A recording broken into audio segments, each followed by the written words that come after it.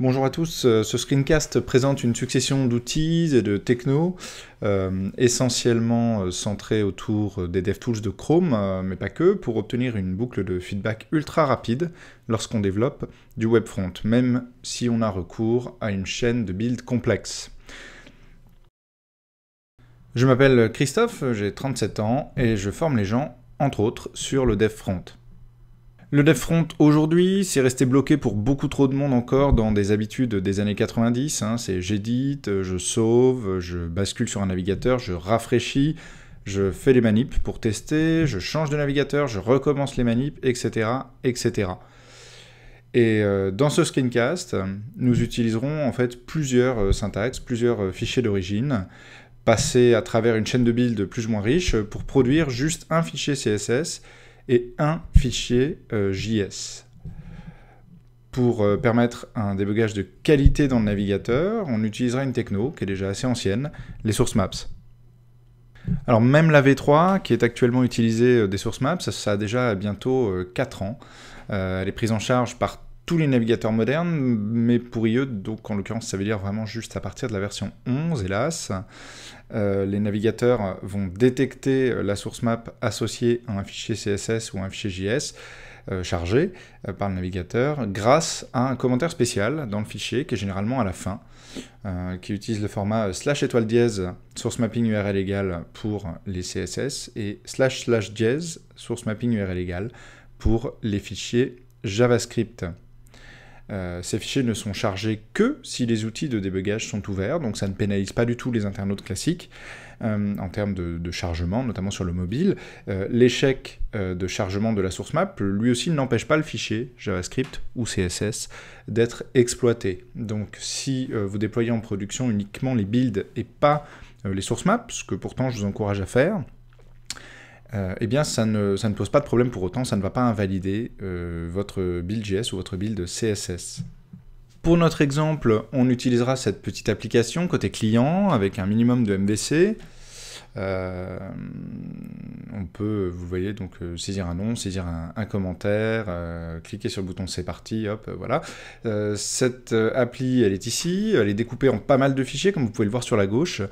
C'est de l'ECMAScript 3 basique. Vous remarquerez qu'on a des appels require, un petit peu partout, ça démarre avec ce fichier initialize, qui require application, etc. Et ces appels require, c'est parce que notre code est découpé en modules de type CommonJS, comme dans Node, grâce à un super outil de build qu'on explorera tout à l'heure, qui s'appelle Brunch. Notez qu'on pourrait aussi recourir à d'autres technos, comme Browserify ou Webpack, mais nous on est vraiment très très fan de Brunch. On a pas mal de syntaxe à l'intérieur de cette application, du JavaScript. On a du Jade pour les templates aussi, c'est une syntaxe de templating qui sera en fait précompilée en fonction JavaScript exposée sous forme de module. Du stylus pour les CSS ainsi que du Sass ici, puisqu'on a la version source de Bootstrap qui est là, et même en fait du CoffeeScript par exemple ici, qui sera lui aussi transpilé à la volée par Brunch. Et tout ça, en fait, est exposé par défaut dans ce répertoire public par Brunch dans deux fichiers, appcss et sa source map. Alors vous voyez que la source map, c'est pas fait pour être lu par des humains, c'est fait pour donner efficacement un mapping à la machine. Et appjs, pareil, qui est ici, qui est en build de développement, donc pas minifié encore, et sa source map. Voilà, on peut voir que ce sont bien ces deux fichiers qui sont chargés par la page. Le appcss ici, le appjs, et puis il y a ce require initialize qui est là, et qui déclenche l'application. Si on examine l'onglet Elements de nos DevTools, dans le sous-panneau Styles, on voit en effet que ce sont effectivement les fichiers sources, en fait, qui sont les fichiers d'origine qui sont référencés. Il y a Bootstrap SCSS ici, ou si j'examine plus en détail un élément que moi j'ai stylé au travers de l'application, avec mon fichier stylus, history.style, l'élément time par exemple, eh bien on voit effectivement sur la droite ce history.style. Et on aura le même comportement dans l'onglet source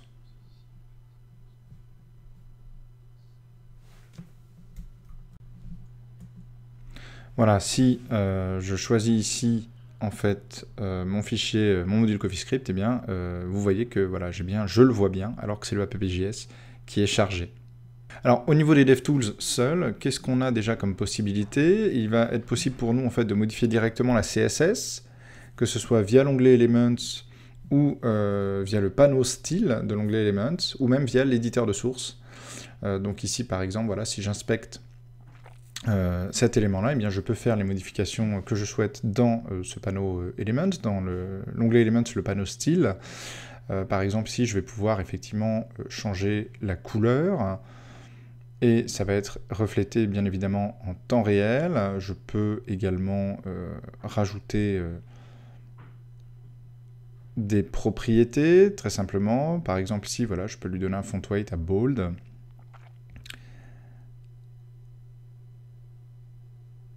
Et tout ça peut également être modifié directement dans l'éditeur de source. Ici, bien évidemment, si je prends cette CSS et que je dis, tiens, voilà, text decoration underline, eh bien, ça va être exploité immédiatement.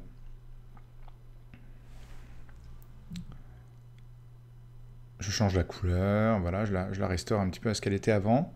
Et par ailleurs, je vais pouvoir bénéficier de la même chose au niveau JavaScript, en fait, d'une injection live de JavaScript. Si je prends par exemple mon app.js et que je cherche comme ça le code qui est exploité lorsque je rajoute un élément à la liste de droite, si je rajoute par exemple un affichage de console log, vous pouvez vous rendre compte que sans rechargement aucun, c'est pris en charge immédiatement, c'est hot swapped à l'intérieur de la runtime JavaScript, et hop, dans ma console, voilà, je trouve le résultat. Tout ça, en revanche, va rester strictement côté client, strictement dans mes DevTools. Si j'ouvre mon fichier, par exemple mon app.js ici, et que je cherche ce contenu, eh bien, je vais voir qu'effectivement, mon appel à console log n'est pas là du tout. Et ce serait exactement pareil pour ma CSS. L'injection live, en fait, de JavaScript, elle n'est pas encore disponible dans Firefox, mais c'est pour très bientôt. Ils ont annoncé qu'ils y travaillaient, et même côté IE, il y a clairement un intérêt qui a été exprimé pour mettre en place la possibilité de faire du hot swapping JavaScript dans Chakra, dans leur moteur JavaScript. Par contre, on n'a aucune idée de délai. Donc le premier souci, évidemment, c'est que tout ça est transient, ça dégage au rafraîchissement, ça n'existe qu'à l'intérieur des DevTools. Et le deuxième souci, c'est que ça ne me permet pas de modifier les fichiers en amont du build. Car le navigateur, évidemment, lui ne peut pas refaire le build côté client. Donc tout ça, c'est déjà bien, mais ça reste une première étape.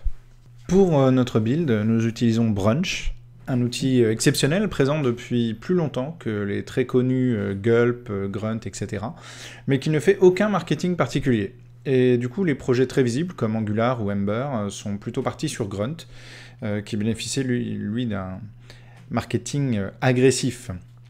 Brunch va allier une rapidité phénoménale de build incrémental à une gestion de type pipeline, comme Gulp ou Broccoli depuis. C'est-à-dire qu'un fichier en entrée peut impacter en fait plusieurs fichiers en sortie d'un seul coup. Et en plus de ça, on a un fonctionnement vraiment en convention plutôt que configuration, et puis même la configuration est très très simple, contrairement aux autres outils, on ne va pas écrire une tonne de code JavaScript boilerplate, donc on peut très très vite, avec très peu de configuration, obtenir une configuration de build extrêmement riche. Donc, nous, on utilise Brunch dans nos formations, notamment dans JS Total depuis des années, et nos apprenants, même ceux qui sont habitués à Grunt, voire en fait surtout ceux qui sont habitués à Grunt, se jettent là-dessus en fait, en général dès leur retour au boulot, parce qu'ils sont très favorablement impressionnés. Grâce à sa pléthore de plugins, dont la simple présence suffit le plus souvent à les rendre opérationnels, sans configuration supplémentaire, Brunch est capable d'à peu près toutes les tâches de build connues, depuis le transpiling jusqu'à la concaténation, l'enrobage dans des formats de modules, le spriting d'images, la maintenance de manifest app cache, le linting, etc., etc. Alors il y a évidemment d'autres outils, mais vraiment ça ne lui arrive pas à la cheville. Explorez Brunch un petit peu, je pense que vous allez adorer. Voici un exemple de configuration Brunch basique, mais l'air de rien souvent suffisante, un fichier branch config en CoffeeScript ou en JavaScript simple, qui est un module CommonJS qui exporte une propriété config. Alors au minimum, il y a une propriété files dans laquelle on aura jusqu'à 3 propriétés, une par type de fichier source, tous les fichiers qui techniquement sont des scripts, tous ceux qui sont des styles et tous ceux qui sont des templates. Ici, par exemple, on a une configuration qui dit que tout ce qui va être script, donc chez nous, ça sera JavaScript et CoffeeScript, aboutira à terme dans app.js. Tout ce qui sera style, donc chez nous, ça sera du Sass et du Stylus, ça aboutira dans app.css. Et tout ce qui est template, ce qui chez nous sera du Jade, ça sera donc précompilé, mis en fonction JavaScript, exposé dans des modules qui seront eux aussi intégrés dans app.js. Je vous disais tout à l'heure qu'on a une tonne de plugins Brunch pour à peu près tout. Ils sont listés sur le site. Comme vous pouvez le voir, ça gère énormément de langages de script, de langages de style, de langages de templating et beaucoup de tâches annexes également.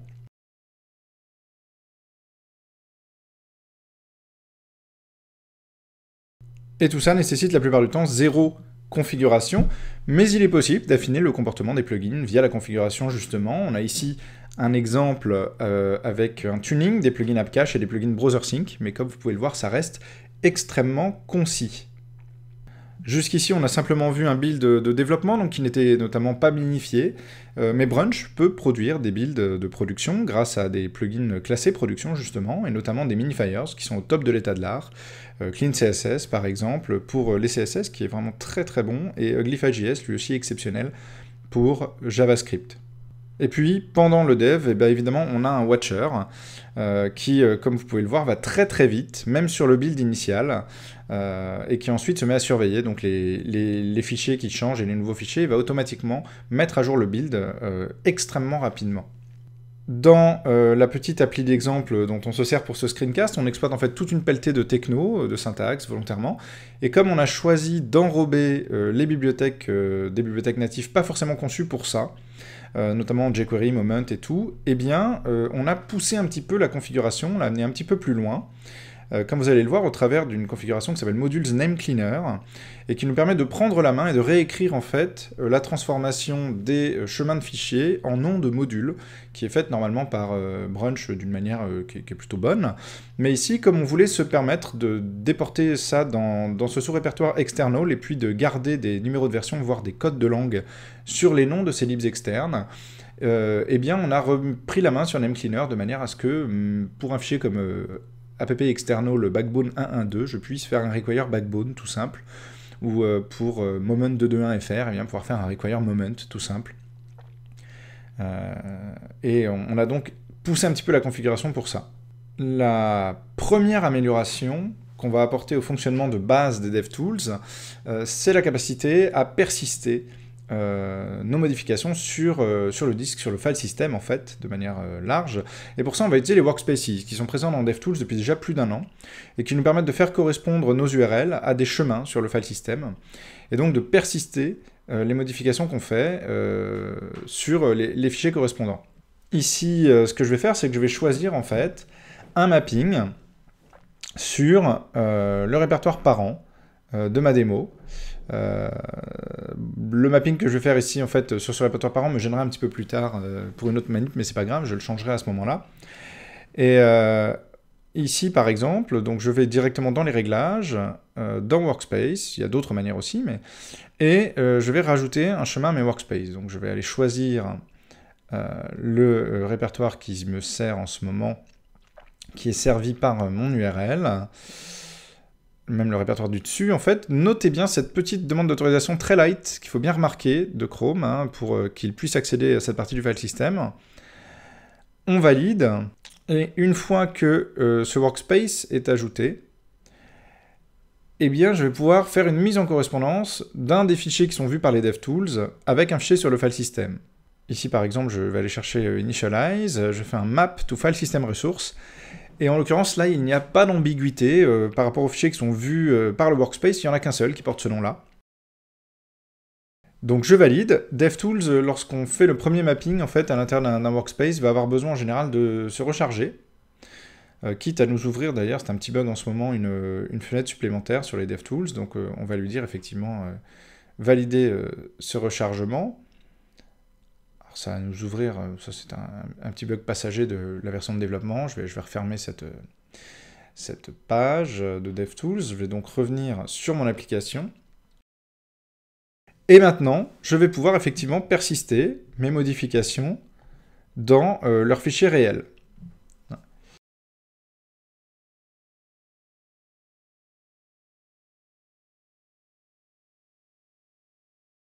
Ici, par exemple, je vais prendre le app.js.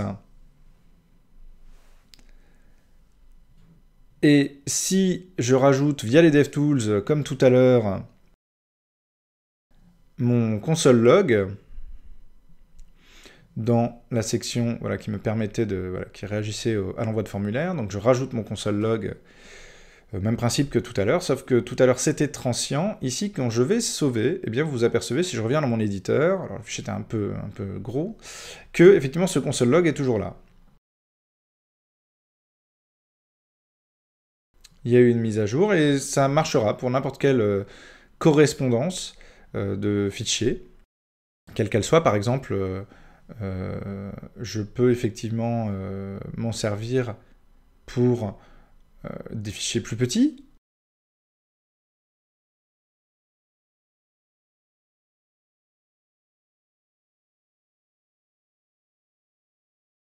Donc des fichiers même qui seraient en amont du build, si ce n'est que comme mon build, lui, ne watch pas pour l'instant, évidemment il ne va pas reconstruire la PPJS à la volée, mais vous pouvez le voir à droite, j'ai effectivement une mise à jour. J'ai cette persistance qui se fait, ça marche évidemment également sur les fichiers CSS, il n'y a aucune raison. Si par exemple je vais ici, via l'inspection, chercher un style, que ce style il est dans mon history.style, je clique, voilà, j'arrive dessus, je fais cette mise à jour dans mon fichier style. Alors évidemment, toujours faute de prise en charge du build et des notifications, je ne le vois pas tout de suite, puisque je suis sur un fichier en amont, mais vous remarquez qu'effectivement, mon fichier history.style a bien été modifié, on retrouve ce color navy en bas. La prochaine étape, évidemment, ça va être de faire en sorte que il y ait mon build en arrière-plan, de manière à ce que mes source maps soient mis à jour et mes fichiers de build finaux soient mis à jour. Pour pouvoir faire ça, donc il va falloir que je lance cette surveillance, et je vais donc lancer le watcher de mon brunch, soit avec brunch W, comme une flemmasse, soit plus explicitement avec brunch watch. Donc j'ai mon build initial qui s'exécute, voilà, qui prend un petit moment, et ensuite vous allez pouvoir remarquer que c'est extrêmement rapide. Si par exemple dans les DevTools ou dans mon éditeur je fais une modif et que je sauve, vous voyez que c'est instantané. Mon app CSS est reconstruit. Voilà, j'en refais une petite deuxième. Tac, voilà, le app CSS qui tout de suite répond. Vous notez que c'est extrêmement rapide. En revanche, mon application, elle, ne se rend pas forcément compte de ces modifications tout de suite, puisque, certes, le fichier app CSS a bougé, mais le navigateur, lui, n'est pas au courant. Le navigateur ne fait pas cette surveillance sur mes fichiers d'origine sur le disque, et donc ne reflète pas ces modifications. Donc, il faut effectivement que mon navigateur soit mis au courant. Alors pour ça, traditionnellement, on utilisait Live Reload. C'est basé sur les WebSockets natives, ce qui veut dire que pour IE, c'est IE 10 au minimum, sauf si on utilise un serveur et une extension dédiée dans IE 9. Il y a également des outils desktop qui rendent un peu le même service, Prepros, Hammer, CodeKit et d'autres. Une autre approche vient de l'univers Emmet, qui est une techno super pour taper très rapidement du HTML ou de la CSS dans vos éditeurs et dans vos EDI. Si vous ne connaissez pas ou si vous n'avez jamais expérimenté ça, même si vous l'avez dans votre éditeur ou votre EDI, jetez-y un œil, c'est extrêmement pratique. Et au sein donc de l'univers Emmet, on a un mécanisme qui s'appelle Emmet Lifestyle,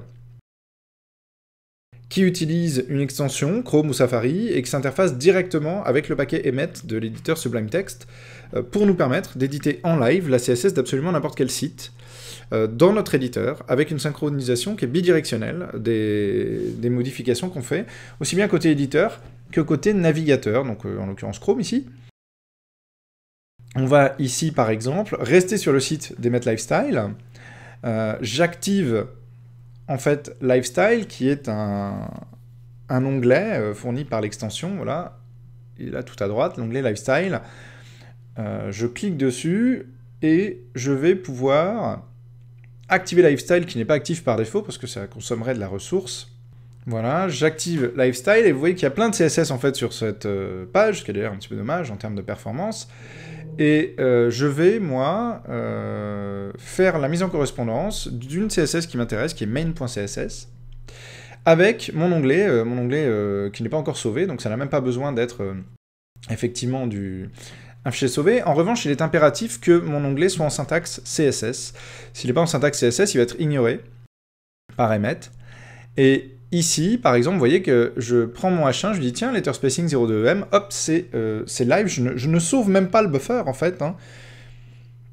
Et dans l'autre sens, même chose, si je fais des modifications depuis les deux navigateurs, c'est reflété à la volée dans mon éditeur, dans les deux sens, vraiment, quelle que soit la direction. Si ici, par exemple, je rajoute un text decoration dans l'éditeur underline, eh bien c'est live, donc c'est vraiment totalement bidirectionnel. C'est assez phénoménal. Quel que soit le site, du moment que j'ai fait mes mises en correspondance entre les CSS correspondantes et les onglets en syntaxe CSS qui sont dans mon éditeur. Adobe propose également un éditeur web assez innovant qui s'appelle Brackets, qui bouge beaucoup et qui a une prévisualisation live basée sur Chrome, un petit peu dans le même style, qui est intégrée à l'éditeur. Et puis enfin, il y a une techno qui peut être utilisée de façon autonome ou via un plugin, par exemple un plugin Brunch, et qui s'appelle BrowserSync. Alors cette techno, elle offre en fait deux catégories de synchronisation, ActionSync d'une part, pour toutes les interactions classiques de l'utilisateur, qu'on appelle également le Ghost Mode. C'est très pratique, ça permet de faire des tests multi-device. Et puis on a CodeSync, qui injecte à la volée du CSS et du HTML. Et comme tout ça est basé sur le polyfillsocket.io, et sur une injection de JavaScript client de BrowserSync dans la page, ça ne nécessite aucune extension navigateur, et ça marche dès Internet Explorer 7. Ce qui est largement suffisant normalement pour les besoins qu'on a aujourd'hui. Il n'est même pas exclu d'ailleurs que ça marche avec iOS 6, ça serait à vérifier. Et tout ça, en revanche, n'injecte pas JavaScript en live. Hein. Si JavaScript change, ces technos-là rechargent la page. Alors des fois, on est content de recharger la page quand JavaScript change, parce que peut-être que le script qu'on est en train de mettre au point initialise justement la page. Mais des fois, on veut une mise à jour live, hein, de type hot swap. Auquel cas, ces technos ne vont pas suffire. Alors le hot swapping, certains EDI ont ça, comme WebStorm et PHPStorm de JetBrains. C'est pour le moment seulement dans Chrome, hein, parce qu'en fait c'est seulement dans la runtime V8 de JavaScript, mais SpiderMonkey, qui est la runtime de Firefox, est en train de travailler pour permettre ça. Et côté IE, ça s'interroge aussi. Il n'est pas du tout exclu qu'on finisse par avoir ça, mais ce sera dans les IE extrêmement modernes. IE 12 au minimum, peut-être même au-delà. Du coup, nous, on va utiliser une technologie qui vient de Facebook, qui s'appelle FBFlow, FLO, hein, ne pas confondre avec leur autre techno qui s'appelle Flow, FLOW, qui est un système d'inférence de type en JavaScript. Ça utilise là aussi une extension Chrome pour les DevTools. Par contre, on fait ce qu'on veut au niveau serveur, on écrit notre propre serveur en fait en Node très facilement, et donc on a complètement la main sur le fonctionnement de surveillance et de notification du serveur. Donc nous, en fait, on a créé notre propre serveur, qui est extrêmement simple, qui est en fait pratiquement celui qui est dans les exemples. Donc vous voyez que c'est juste une extension qui s'inscrit dans les DevTools, et qui essaie de se connecter ou pas. Là, on a préconfiguré l'URL, le virtualos dont je me sers, pour une connexion automatique, mais ça n'a pas marché parce qu'il n'a pas détecté le serveur. Et dans les docs, on va trouver des exemples de serveurs. Donc nous, on a effectivement écrit notre propre serveur. Par rapport à ça, si vous regardez ici, dans Tools, j'ai un petit flow-serveur. Alors vous voyez qu'il n'est pas compliqué. En fait, on surveille tout ce qui est produit dans public par Brunch. Et à l'intérieur de ça, en profondeur, tout ce qui est CSS et JavaScript, quel qu'il soit. Et puis on fournit, ça c'est obligatoire, notre propre résolveur, et en fait ce résolveur, eh bien, il va calculer le chemin complet du fichier de manière à pouvoir en lire le contenu, parce que son boulot, via la fonction callback, ça va être de notifier justement à l'extension dans le navigateur Chrome que telle URL de ressources a changé et que le nouveau contenu pour cette URL, c'est voilà, tel contenu qu'il nous appartient de transmettre.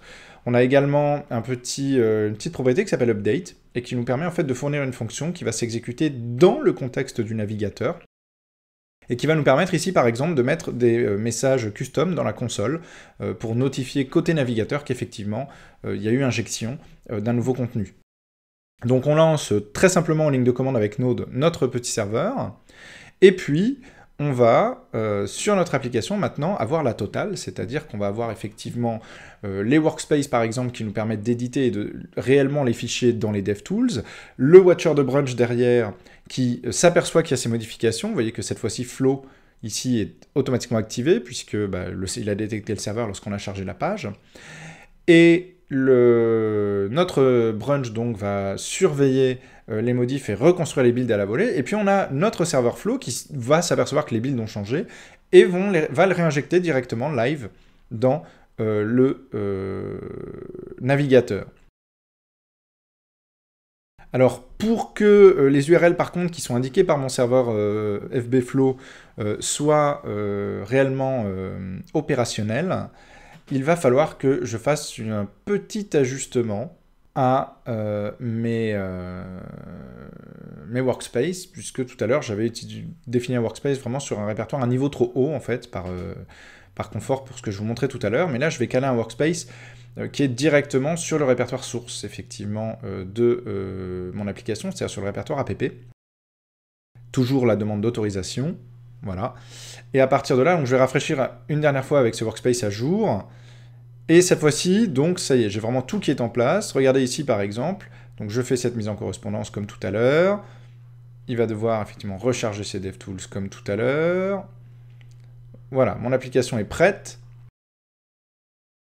Et ici, si je fais une modif, je sauve. Vous avez vu à droite que mon Brunch l'a repéré. Et puis manifestement, mon Flow aussi, si vous regardez dans la console en bas, on voit ce message qui vient de mon serveur Flow.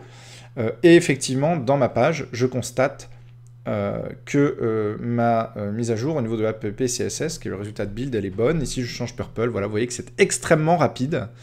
L'ensemble du cycle dure moins d'une demi-seconde. Si ici, par exemple, je rajoute encore un text decoration ou autre, je sauve, et tout ça va extrêmement vite. Ça passe à travers toute la chaîne de build, et ça marche évidemment, peu importe là où je fais la modification. Peu importe quel est l'éditeur en fait qui modifie le fichier. Ici, j'ai DevTools par confort grâce au workspace. Ça pourrait être aussi mon éditeur classique, mon Sublime Text. Et je peux faire exactement la même chose avec JavaScript, bien évidemment. Ici, je vais prendre justement mon Command View. Vous voyez que j'ai ce yeah qui est toujours là. Eh bien, ce Command View qui est en amont de la chaîne de build, je vais changer ici mon console log sur un autre message, histoire de pouvoir me rendre compte effectivement qu'il y a une modif. Par exemple, je vais faire un youpi la frite. Je sauve, Brunch repère. Vous voyez dans ma console que Flow a repéré également, puisqu'il m'indique que app.js a été mise à jour. Et lorsque je vais tenter une utilisation de ce code-là directement dans la page qui n'a pas été rechargée, par exemple, hop et hop, et bien vous voyez dans ma console qu'effectivement c'est bel et bien le code à jour qui est exploité. Dans des versions un petit peu moins récentes de Chrome, moi j'ai une dev channel ici qui est très à jour, mais il y a encore pas si longtemps, il pouvait arriver qu'on ait besoin en fait d'ouvrir le build, c'est-à-dire dans les DevTools d'ouvrir ici le app.js et de simplement le resauver, sans même le changer, simplement pour le marquer comme étant réinjectable live, hot swappable en fait. Si en faisant ce genre d'essai chez vous, vous n'obtenez pas directement la prise en compte de la modification, même si FBFlow vous dit que effectivement ça a été mis à jour, vous pouvez tenter en allant dans le fichier de build final et en le resauvant, auquel cas vous devriez voir à ce moment-là un petit message bleu qui vous dit qu'effectivement ça a été marqué pour injection, mais ça a été corrigé manifestement dans les dernières versions. Je vous refais la démo une dernière fois. Modification, hop hop hop, c'est presque instantanément remis à jour à travers la chaîne de build, et c'est effectivement exploité live dans ma page. Et puis je voulais également vous montrer qu'on peut tout à fait utiliser ça avec des éditeurs qui ne sont pas les DevTools, évidemment. Brunch, lui, comme n'importe quel outil de surveillance, se fiche de savoir quel est le programme qui a modifié les fichiers qu'il surveille. Ça peut se passer n'importe où. Ici, par exemple, dans mon éditeur directement dans Sublime, eh bien je peux évidemment faire une autre modification. Là, je vais la jouer un petit peu anglaise avec un « This is awesome ». Je sauve, évidemment Brunch le repère tout de suite, vous voyez dans la console de mon navigateur que ça a été évidemment notifié par Flow, et si je l'utilise, tiens d'ailleurs je vais l'utiliser en suivant les placeholders, Patrick Hernandez, Born to be Alive, et c'est bien un This is Awesome qui apparaît dans ma console directement. Donc tout ça me donne en fait une immense liberté de travail et un feedback extrêmement rapide dans ma mise au point du code front, que ça soit du CSS ou du JS. Vous voyez que notre serveur est finalement extrêmement petit. Et c'est quasiment le copier-coller du serveur d'exemple. Alors il y a une technologie que je vous signale au passage, qui s'appelle Tinker, tin.cr, qui fait un petit peu la même chose. En revanche, c'est exclusivement basé sur les DevTools. C'est uniquement pour les éditions dans les DevTools, aussi bien dans le panneau Elements avec son panneau Styles que dans le panneau Sources. Ça ne surveille pas ce que vous faites dans d'autres éditeurs. Je le signale par souci d'exhaustivité. Voilà, il est là, tin.cr, mais ce n'est pas forcément la solution que je vous recommanderais. Et puis, on va se servir de BrowserSync, qui est un outil assez riche, pour sa partie ActionSync, également appelé Ghost Mode, afin justement de refléter nos manipulations, c'est-à-dire nos scrolls, nos clics, nos remplissages de formulaires, à travers plusieurs navigateurs, qui pourraient être donc des desktops, des tablettes, des smartphones, des télés, des consoles, etc. Il y a beaucoup d'autres choses qui sont faites par BrowserSync, mais là on va vraiment s'en servir spécifiquement pour cette synchronisation de comportement et ce test multi-navigateur ou multi-device en parallèle.